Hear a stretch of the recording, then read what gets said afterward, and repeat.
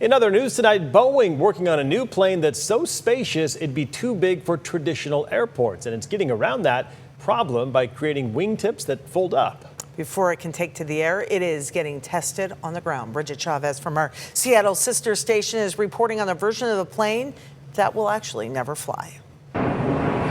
Every few minutes, this airplane lives through another flight. Not in the sky, but right here at Boeing's fatigue test facility. We cycle the airplane just like what you'll see in a flight. More than 190 hydraulic load systems push and pull on the aircraft, bending the wings, moving the tail, flexing the fuselage, and simulating what happens when a flight climbs to cruising altitude. Just like when you take off, you pressurize the fuselage, and so that's what's happening. That's what you're hearing. Each time, Boeing takes the airplane through an entire simulated flight. That can take as little as 5 minutes or last an entire day. A full ground-air-ground cycle, so that's everything from taxiing from the gate to cruise to landing and taxiing back at the gate again. Tricia Lacaw is the head of Boeing's 777-9 program. So far, she says this airplane has already completed more than 63,000 simulated flights, more than one full lifetime, on its way to 120,000, equivalent to more than 3 lifetimes of testing.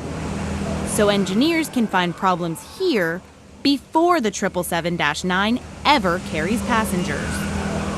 But before any of this could begin, getting the aircraft here was its own engineering feat. It took a 1-mile journey right from the production facility, and it took us about 3 hours to maneuver the aircraft all the way here. The 777-9 also introduces some of Boeing's biggest design changes in years. And the real standout that you can see behind me, it's that composite wing. At 235 feet, it's the largest wing Boeing has ever built. You said the last 11 feet is like the star of the show. Yeah, so you can see, you see the access holes, right? Yeah. And then where they stop, that last 11 feet, that's our folding wingtips there. They fold up while the airplane is at the gate, so airports don't have to rebuild existing infrastructure. Do you feel like this is going to change the way commercial aircraft is with that folding mechanism? Absolutely, because it's a huge benefit to be able to capture that larger wing in flight because you gain so much from an aerodynamic benefit as well as fuel efficiency.